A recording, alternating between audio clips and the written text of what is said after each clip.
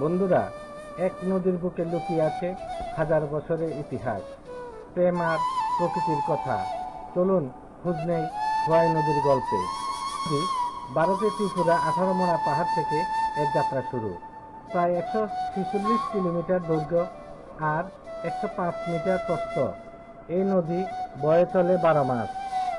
প্রতি সেকেন্ডে এর প্রায় প্রবাহ 228.01 থেকে 746 ঘনমিটার পর্যন্ত। নদীর গভীরতা 1.5 থেকে 6 মিটার পর্যন্ত হয়ে থাকে। সোনারঘাট উপজেলা বাল্লা সীমান্ত দিয়ে বাংলাদেশে প্রবেশ করে খোয়াই নদী। এরপর হবিগঞ্জ সদর পেরিয়ে বানিয়াচংয়ের কালনী ও মেঘনার সাথে মিলিত হয় নদীটি। নদী জুড়ে জীবন, কৃষি আর সংস্কৃতির এক অদ্ভুত মেলবন্ধন।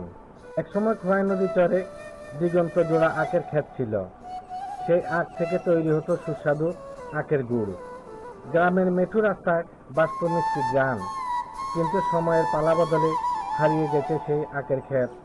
এখন নদীর চরে দখল করে নিয়েছে বিদেশি গাছের সারি আর বালুর মহাল। নদীর বুক থেকে হারিয়ে যাচ্ছে নদী আর ঐতিহ্য। খোয়াই নদীর নামের পিছনে লুকিয়ে আছে এক হৃদয় ছোঁয়া গল্প। প্রাচীনকালে নদীটির নাম ছিল ক্ষমা বা ক্ষমা।